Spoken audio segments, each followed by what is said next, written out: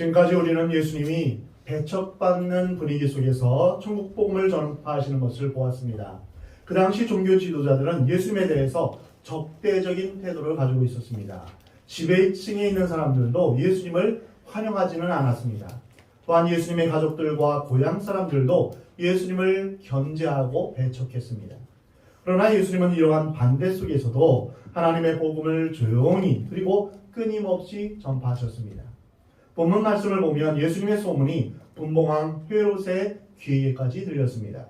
오늘 본문 1, 2절 말씀에 그때 분봉왕 헤롯이 예수의 소문을 듣고 그 신하들에게 이르되 이는 세례 요한이라 그가 죽은 자 가운데서 살아났으니 그러므로 이런 능력이 그 속에서 역사하는도다. 이렇게 말했습니다.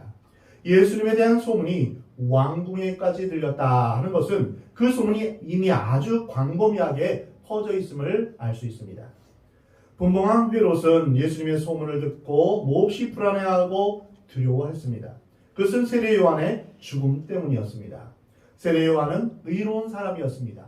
거룩한 하나님의 사람이었습니다. 그런데 헤롯에 의해서 억울하게 죽임을 당했습니다. 헤롯은 잔인하게도 요한의 목을 베어 소반에 담았던 것입니다. 이 사실이 늘 헤롯을 괴롭혔던 것입니다. 그런데 예수님의 소원을 듣고 보니 이 예수라는 사람이 혹 이 세례 요한이 다시 살아난 것이 아닌가 하는 두려움을 갖게 되었습니다. 헤롯은 부활을 믿지 않았지만 두려움에 이런 생각까지 하게 된 것입니다. 물론 헤롯은 예수님이 세례 요한이 아니다라는 사실을 잘 알고 있습니다. 그러나 예수님의 사역을 듣자 과거의 끔찍한 경험이 되살아난 것입니다. 그래서 헤롯은 예수를 제거해야겠다라는 생각을 하게 됩니다. 우리는 예수님의 사역 이야기에서 갑자기 세례 요한의 사역 이야기가 끼어드는 것을 볼 수 있습니다. 이것은 세례 요한의 사역이 예수님의 사역과 밀접하게 연결되어 있음을 의미합니다. 마태복음 3장에서 세례 요한이 요단 강가에서 세례를 주면서 주의 길을 예비하는 광야에서 외치는 자의 소리를 감당하면서 그 역할을 감당하면서 대중들에게 예수님을 소개하는 것을 보았습니다. 그리고 마태복음 4장 12절에서 세례 요한이 투옥되면서 예수님이 본격적으로 공생의 사역을 시작하시는 것을 볼 수 있습니다. 오늘 본문 말씀에서 세례 요한이 왜 투옥되었는가 그 이유를 설명하고 있습니다. 전에 헤롯이 그 동생 빌립의 아내 헤로디아의 일로 요한을 잡아 결박하여 옥에 가두었으니 이는 요한이 헤롯에게 말하되 당신이 그 여자를 차지한 것이 옳지 않다 하였습니다. 여기서 세례 요한의 두 가지의 위대한 면을 보게 됩니다. 첫 번째는 그가 하나님에 대해서 몹시 열심히 있는 하나님의 사람이라는 것입니다. 세례 요한이 세상에 온 것은 예수 그리스도의 길을 예비하기 위해서입니다. 세례 요한은 예수님에 대해서 나는 그의 신을 들기도 감당하지 못하겠노라 이렇게 말했습니다. 이것이 예수님에 대한 세례 요한의 태도였습니다. 세례 요한은 철저하게 예수님의 사람이었고 예수님을 위한 사람이었으며 예수님의 길을 예비하기 위해 온 하나님의 사람이었습니다. 그는 신앙의 사람이었고 열정적인 사람이었습니다. 자신의 삶을 온전히 예수님께 헌신한 그러한 위대한 사람이었습니다. 두 번째는 세례 요한은 깨끗하고 청빈한 삶을 살았습니다. 그는 당시에 다른 종교 지도자들처럼 얼마든지 화롭게 살 수 있었습니다. 그럼에도 불구하고 그는 수도인 예루살렘을 선택하지 않고 광야를 선택했습니다. 그는 왕궁에서 먹는 화려한 음식을 택하지 않고 험한 음식을 택했습니다. 왕궁의 비단 옷을 입을 수 있었지만 약대 털옷과 가죽띠를 띠면서 살았습니다. 자신을 위해서 부와 권력과 허영을 취할 수 있었지만 그렇게 하지 않았습니다. 자신의 야망이나 성공이 아니라 청빈한 삶과 베푸는 삶을 살았습니다. 이것이 세례 요한의 개인적인 삶입니다. 세례 요한은 하나님을 위해서 포기하는 삶, 떠나는 삶을 살았습니다. 오늘 본문을 보면 세례 요한의 또 다른 면을 보게 되는데요. 그것은 불의를 보고 지나치지 않는 정의감입니다. 세상이 썩어가는 것과 불의가 득세하는 것을 보면서 침묵하지 않았습니다.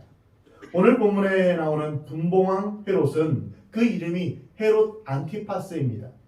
헤롯 대왕의 여러 아들 중에 한 명입니다. 헤롯 대왕의 아들 중에 아켈라오스는 유대와 사마리아 지역을 다스렸고, 그리고 빌립은 드라고니티스 북쪽과 이두레 지역을 다스렸습니다. 그리고 헤롯 안티파스는 갈릴리와 베레아 지역을 통치했습니다. 이 분봉왕이라는 뜻은 헤롯 대왕이 통치하던 것을 떼어주었다, 나누어 주었다, 이런 의미에서 분봉, 이렇게 말합니다. 그래서 이 분봉왕, 여기에서 나온 분봉왕은 헤롯 안티파스인데, 헤롯 안티파스는 로마의 권력을 등에 업고 유대인을 억누르면서 그리고 자신의 정치적 야망을 성취하는 사람이었습니다. 예수님은 누가복음 13장에서 그를 여우다 이렇게 불렀습니다. 그의 권력은 대단했습니다. 사람을 마음대로 체포하고 죽일 수 있는 독재 권력을 가졌습니다. 그는 정치적으로 독재자였고 도덕적으로는 몹시 파렴치한 사람이었습니다. 동생 빌립의 아내 헤로디아스를 빼앗아서 자신의 아내로 삼았던 것입니다. 모든 사람들은 왕이 잘못되었다는 것을 알았습니다. 그러나 사람들은 무서워서 침묵하고 있었습니다. 이 침묵을 깬 사람이 바로 세례 요한입니다. 왕의 잘못을 지적하면 분명히 자신에게 손해가 올 것을 알고 어쩌면 죽게 될 것을 알면서도 세례 요한은 왕의 잘못을 지적했던 것입니다. 오늘날 교회와 그리스도인들은 세상의 불의와 부정에 대해서 침묵하지 않아야 합니다. 세례 요한이 정치적 행동을 한 것이 아닙니다. 그는 불의에 대해서 침묵하지 않았을 뿐입니다. 결국 세례 요한은 체포를 당하고 죽게 됩니다. 이것은 종교적인 이유도 개인적인 삶 때문도 아닙니다. 불의를 건드렸기 때문입니다. 오늘날 우리가 불의에 대해서 수많은 죄악에 대해서 침묵하지 않고 국가와 사회에 대한 빛과 소금의 역할을 온전히 감당하기를 우리 하나님은 원하십니다. 세례 요한은 모든 사람이 침묵하는 것에 대해서 침묵하지 않았습니다. 불의를 지적했고 불의에 항거했습니다. 물론 세례 요한이 불의를 지적했다고 그 시대가 변했다 이렇게 말할 수는 없습니다. 그 시대는 세례 요한뿐 아니라 예수님까지도 처형하게 되는 비참한 시대였기 때문입니다. 그러나 우리가 오늘 본문을 통해서 배워야 할 점은 세례 요한의 신앙과 청밀한 삶뿐 아니라 불의에 항거하고 그 결과로 죽은 그의 의로운 삶이 오늘날 우리 그리스도인들에게 모범이 되어서 아름답게 빛나고 있다는 것입니다. 그러면 세례 요한을 죽인 헤롯은 어떤 사람일까요? 첫째로 그는 죄책감으로 양심의 가책을 받고 있던 사람이었습니다. 2절 말씀에 헤롯이 심각한 죄책감에 시달리고 있음을 볼 수 있습니다. 예수님이 사역하시는 것을 듣고 저건 세례 요한이다 라고 말했던 것입니다. 극도의 정신착란입니다. 자신이 저지른 무서운 죄에 대한 공포감, 깊은 양심의 가책, 그것으로 인한 불안, 초조, 두려움이 그를 지배하고 있었던 것입니다. 이러한 사람이 권력을 가지고 있으면 뭐합니까? 이런 사람이 돈을 가지고 있으면 뭐합니까? 밤마다 죄책감과 양심의 고통과 악몽에 시달린다면 그는 가장 불행한 사람입니다. 어떤 사람이 행복한 사람입니까? 양심의 자유와 마음의 평화를 느끼며 누리는 사람입니다. 시편 32편에 보면 허물의 사함을 받고 자신의 죄가 가려진 자는 복이 있도다 라고 말씀하십니다. 인간을 가장 괴롭히는 것은 죄책감, 죄의식입니다. 도스토예프스키의 죄와 벌이라는 작품을 읽어보면 노파를 죽이고 괴로워하는 주인공 청년의 모습에서 우리 인간의 실상을 보게 됩니다. 시편 32편 보면 주의 손이 주야로 나를 누르시오니 내 진액이 빠져서 여름 가뭄에 마름같이 되었나이다. 이렇게 고백합니다. 심각한 죄책감에 사로잡으면 어느 누구도 벗어날 수 없습니다. 죄책감에서 자유할 길은 오직 예수 그리스도 한 분뿐입니다. 예수 그리스도는 우리의 죄를 씻어주셨습니다. 우리가 예수 그리스도를 믿는 가장 큰 이유 중에 하나는 바로 우리의 죄를 용서해 주셨다는 것입니다. 두 번째로 헤롯은 순간적인 쾌락을 위해서 부도덕한 여자를 선택한 사람이었습니다. 원래 그의 아내는 아랍 왕의 딸이었습니다. 그런데 동생의 아내인 교활하고 요염한 헤로디아를 새 아내로 맞이했습니다. 헤롯은 순간적인 쾌락 때문에 두 가지 잘못을 하게 됩니다. 이유 없이 아내를 버린 것, 이것이 첫 번째요. 두 번째는 율법에서 금한 일인 살아있는 동생의 아내를 취한 것입니다. 그는 실로 파렴치하고 부도덕한 선택을 했습니다. 헤롯뿐 아니라 일반적으로 많은 사람들은 잘못인 줄 알면서도 첩을 얻거나 이중 생활을 합니다. 어떤 사람은 육체적인 쾌락을 위해서, 어떤 사람은 자식을 낳는다는 명분으로 다른 여자를 얻는 어리석은 선택을 하게 됩니다. 그러나 헤롯의 선택이 비참했던 것처럼 그 결과 역시 그 헤롯의 말로도 비참했습니다. 세 번째로 헤롯은 하찮은 맹세로 정의로운 사람을 죽인 사람입니다. 누구든지 자기의 약점과 죄를 지적하면 싫어합니다. 세례 요한이 자신의 약점을 지적하고 나섰을 때 헤롯은 세례 요한이 미웠을 것입니다. 죽이고 싶었을 것입니다. 그러나 세례 요한을 사랑하는 수많은 민중들이 두려워서 감옥에 집어넣기만 했습니다. 죄를 지으면 사람들은 흔히 그 죄에 관계되는 모든 사건을 다 은폐합니다. 이른바 완전 범죄를 꿈꿉니다. 그러나 언제나 죄를 지은 사람에게는 의외의 사건이 터지기 마련입니다. 그 사건으로 결국 생각지도 못하게 그 죄가 드러나게 됩니다. 죄 짓고 아무 일 없다고 안심해서는 안 됩니다. 반드시 의외의 사건이나 예기치 않은 일들을 통해 모든 악들이 드러나게 되어 있습니다. 헤롯은 자기의 권력으로, 왕의 권한으로 모든 것을 다 무마시켰습니다. 그런데 그런 상태가 그냥 지속되지 않았습니다. 생일잔치에서 의외의 사건이 터졌습니다. 생일잔치에 많은 사람들이 헤롯을 축하하기 위해 모였습니다. 그런데 헤로디아의 딸이 헤롯 앞에서 춤을 추게 되었습니다. 헤롯이 기뻐하며 즐거워하다가 또다시 실수를 저지릅니다.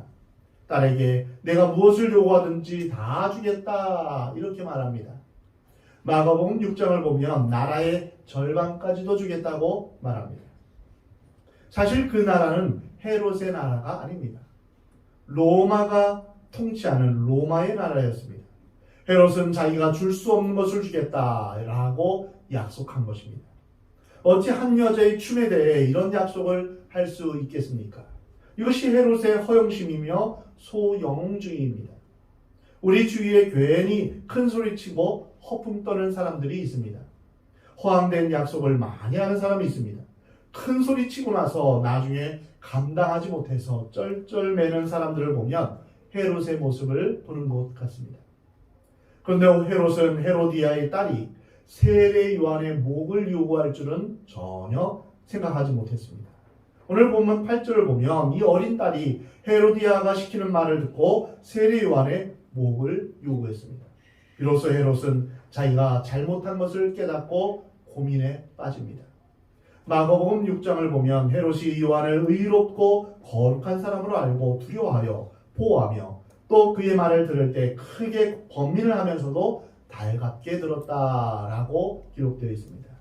누구보다도 헤롯은 세례 요한이 의롭다는 것을 알았습니다. 그러기에 이런 무리한 요구가 전달되었을 때 번민에 빠질 수밖에 없었습니다. 오늘 본문 9절에서 왕이 근심하나 자기가 맹세한 것과 그와 함께 앉은 사람들 때문에 주라 명하고 결국 헤롯은 세례 요한을 죽이기로 결정합니다. 첫 번째 이유는 잘못된 맹세 때문입니다. 어떤 사람은 불필요한 자존심 때문에 일을 망치는 경우가 있습니다. 잘못된 일인 줄 알면서도 한 번 한 주장 때문에 계속 합리화를 합니다. 이것이 잘못된 자존심입니다. 이때 빨리 돌아서야 합니다.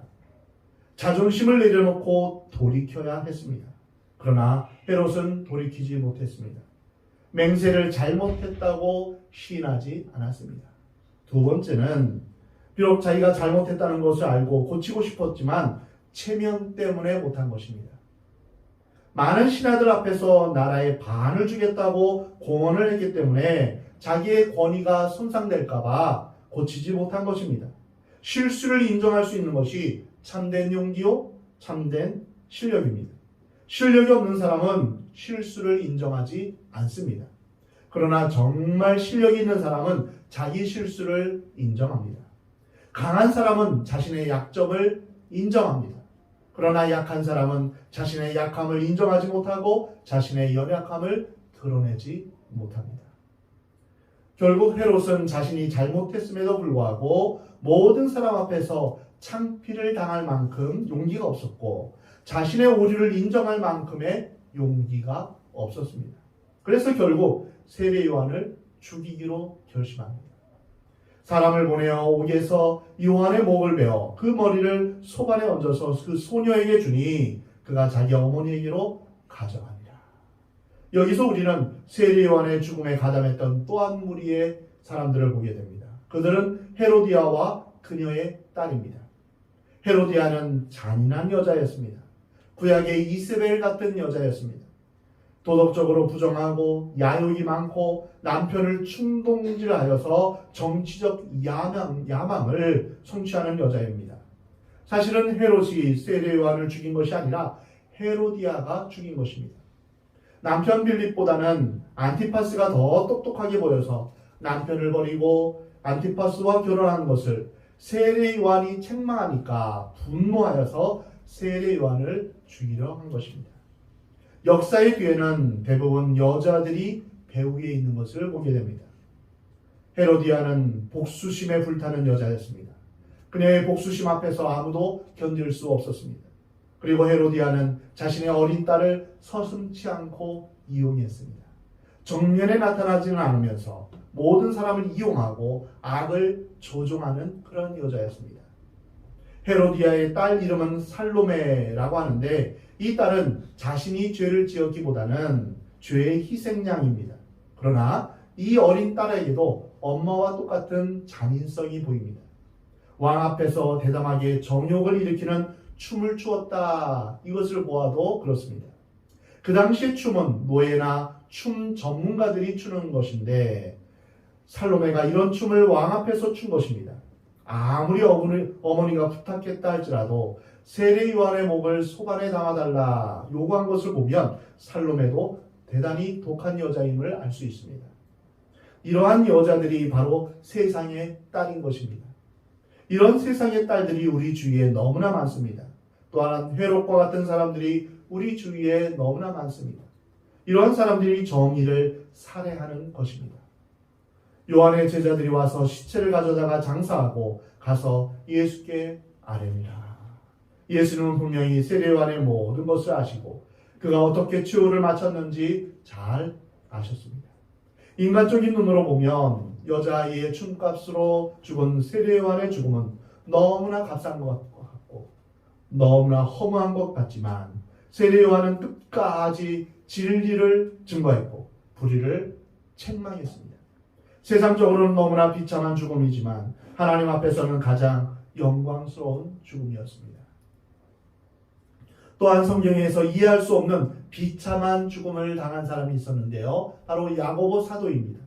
오순절 성령 강림 이후에 헤롯 아그리빠의 핍박이 있을 때 목이 베어 죽음으로 예수님 이후에 최초의 순교자가 되었습니다. 그리고 가장 이해가 되지 않는 비참한 죽음을 당하신 분은 바로 우리 주님이십니다. 예수님을 믿지 않는 사람들 눈에는 예수님을 믿는 신앙 때문에 죽는 사람들이 가장 어리석고 불쌍해 보입니다. 잠깐 안 믿는다고 하면 되지 왜 그렇게 미련하게 믿는다고 해서 아까운 생을 마감하느냐 이렇게 말할 수 있습니다. 기독교 역사 가운데 초대교회 수많은 순교자들이 있어 왔고 오늘날까지 그 순교의 피는 흐르고 있습니다.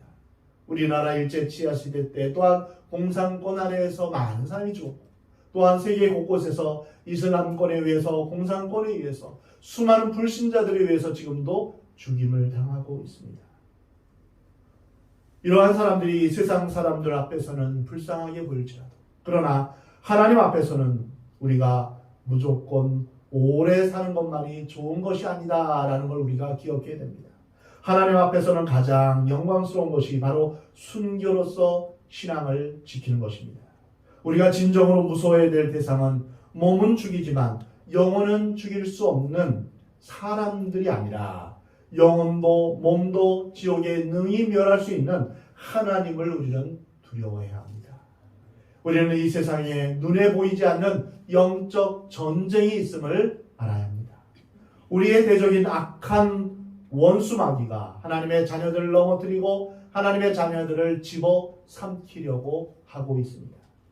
마귀는 두 가지로 공격하는데요. 하나는 우리의 마음속에 교만함을 심고 죄의 유혹, 육신의 정욕, 안목의 정욕, 이색의 자랑으로 죄를 짓게 만듭니다. 두 번째로 우리를 공격하는 것은 직접 공격하는 것입니다. 그래서 우리에게 피해를 입히는 것입니다. 이러한 영적 전쟁에 대해서는 성경 공부를 통해서 자세히 배울 수 있습니다. 우리는 이 땅에서 마귀의 공격에서 승리하는 길은 오직 하나님을 의지하는 길입니다. 하나님께서는 여러 가지 어려움과 시험에서 우리를 건져주십니다. 에베소서 6장을 보면 우리의 씨름은 혈과 육에 대한 것이 아니요 정사와 권세와 이 어둠의 세상 주관자들과 하늘에 있는 악의 영들에 대하여 우리는 싸우고 있음을 보여주십니다. 마귀는 발람이라는 선지자를 돈으로 넘어지게 했고 삼손이란 사사는 성적인 유혹으로 넘어지게 했습니다. 다윗도 이성의 문제로 실패했습니다. 그리고 사탄은 세례 요한처럼 끝까지 넘어가지 않고 믿음을 지키는 사람들을 죽임으로써 보복하려고 합니다. 우리가 이 세상에서 믿음이 있다고 신앙이 좋다고 모두 행복한 것은 아닙니다. 오히려 믿음이 있으므로 마귀가 우리를 시험할 때가 있습니다. 그래서 우리는 더 담대한 믿음을 가져야 합니다. 중요한 것은 마지막 순간까지, 죽는 순간까지 끝까지 믿음을 지키는 것입니다. 우리에게 있어서 다른 것은 다 버려도 믿음만은 지키며 살아가야 됩니다. 믿음만은 포기하지 말아야 됩니다. 믿음이 우리에게 생명을 주기 때문입니다. 예수님은 우리가 사람들 앞에서 예수님을 부끄러워한다면 예수님도 천사들 앞에서 우리를 부끄러워할 것이라고 말씀하셨습니다. 즉 우리가 예수님을 모른다고 하면 예수님도 우리를 모른다고 하시는 것입니다. 사랑하는 성도 여러분, 하나님 앞에서 가장 영광스러운 죽음은 진리를 위해서 죽는 것입니다. 이 세상의 그 어떤 죽음도 진리를 위해 하나님을 위해 순교하는 것보다 더 영광스러운 것은 없습니다. 의를 위하여 핍박받는 자는 복이 있다라고 예수님 말씀하십니다. 하나님 나라가 그들의 것이다라고 예수님은 약속하셨습니다. 하나님을 믿는 자는 이 세상에서 모든 것을 다 누리지는 못합니다. 그러나 죽음 이후에는 이 세상과 비교할 수 없는 하나님의 놀라운 영광이 우리를 기다리고 있음을 여러분 믿으시기 바랍니다. 아멘. 우리가 사는 동안 진리 되신 예수님을 위해 살고 진리 되신 예수님과 함께 고난을 받는 우리의 삶이 되기를 하나님은 원하십니다. 사랑하는 성도 여러분 모두 예수님을 위해 살고 예수님을 위해 죽을 수 있는, 그래서 주님과 함께 온전히 동행하며 영원한 하나님 나라를 유업으로 받게 되는 복된 여러분의 삶이 되기를 우리 하나님은 원하십니다.